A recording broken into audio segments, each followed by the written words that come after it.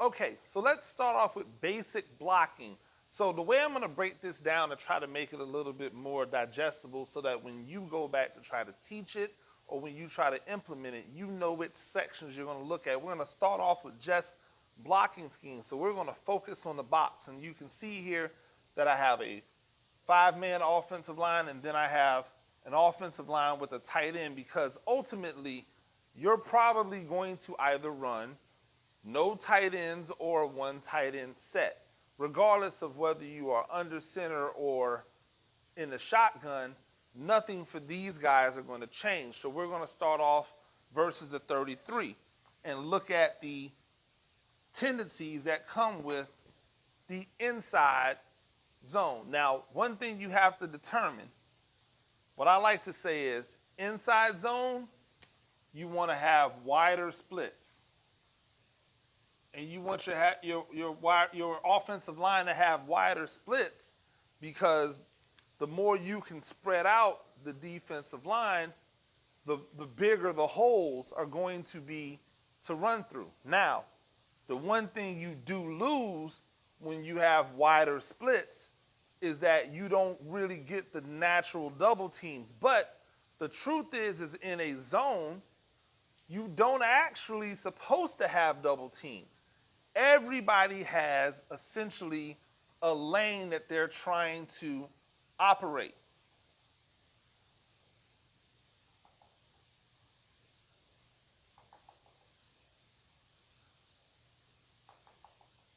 So if we're running zone here, zone to the right, everybody has a lane that they are operating in on the zone.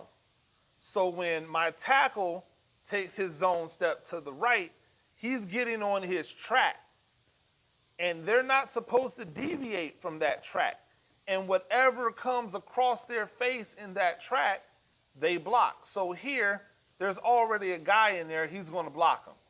This guy's going to work up. That linebacker may be there, he may not be.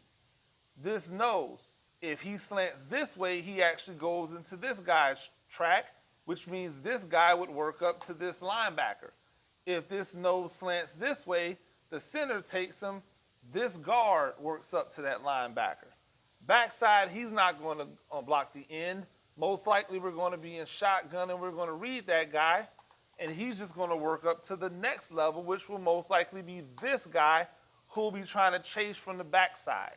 So when we think about them on their track, we're not really worried about double teams. What we want to do is inside zone gives us an opportunity to widen them out. So in the 30 front, when we add the tight end, you may get the pony that's here, or you might get the linebacker pulling down and coming down into this 9 technique, or head up on the tight end, and then these linebackers bossing over into 30s, essentially. Boom, boom. Now, if there's 3, this pony's out here, pony would be on the backside to come.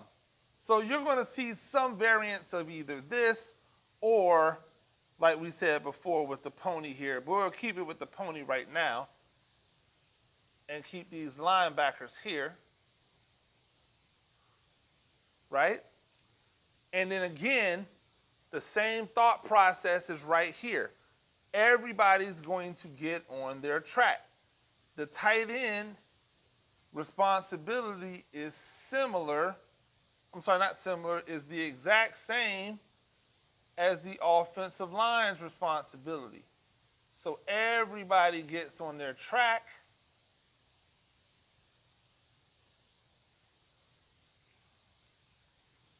Everybody gets on their track.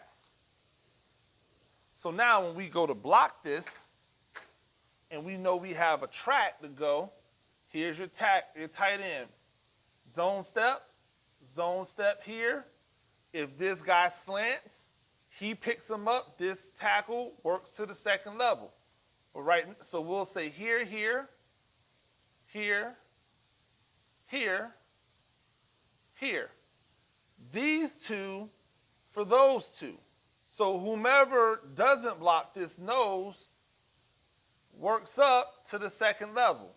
Whoever doesn't block the end, they work up to the second level. Again, he's going to work up to the second level because he has nobody blocking. But if he gets some type of blitz through the B gap, that's his guy. Same down here. Everybody takes their zone steps.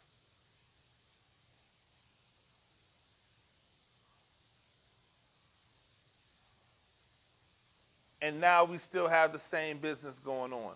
He ends up taking this guy because he's in a 9 technique. It's not going to slant across his face because now they have no contain. He's going to block that guy. These two for those two. These two for those two. This guy climbing to the next level. And we're most likely reading that defensive end. So that's how we're going to block inside zone versus a 33. Now, if we're going to block it versus a 34, watch this. We'll just quickly adjust these and we'll keep this the same as far as the tracks. But watch how it actually works when we put these things into a 34.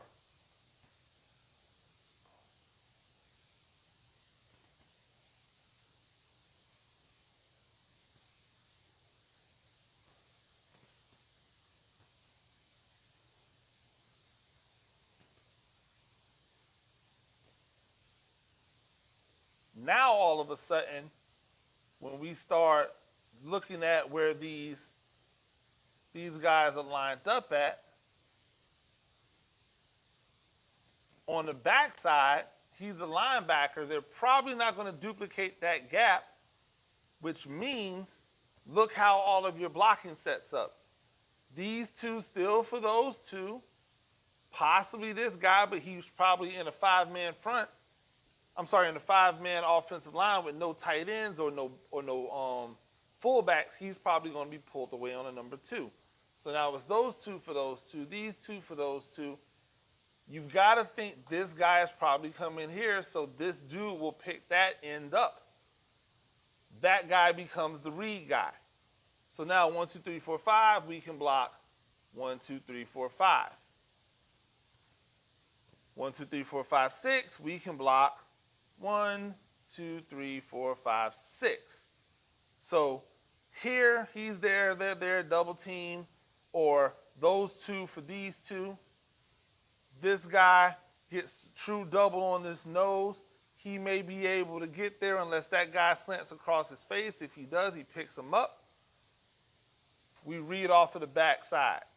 The backside end man on the line of scrimmage, whether that's this end or whether that's the linebacker. So if the end was the slant inside, which a lot of times he will do if that guy doesn't have a number 2, they'll be running some type of action, then this linebacker becomes the new read for your quarterback. So whether it's a 33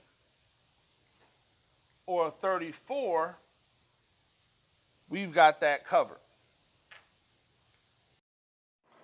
Ladies and gentlemen, thank you for joining me on X&O The Joes. Please consider supporting our Patreon page, and with that, you'll get access to this full-length zone install, which will also include every week a new install. That is a full installation, probably an hour to 2 hours worth of content telling you how to not only install the play from a blocking scheme standpoint, but formations and advantages to things to take advantage of versus various defenses. It's really something that I'm passionate about. I hope you can come on this journey with me.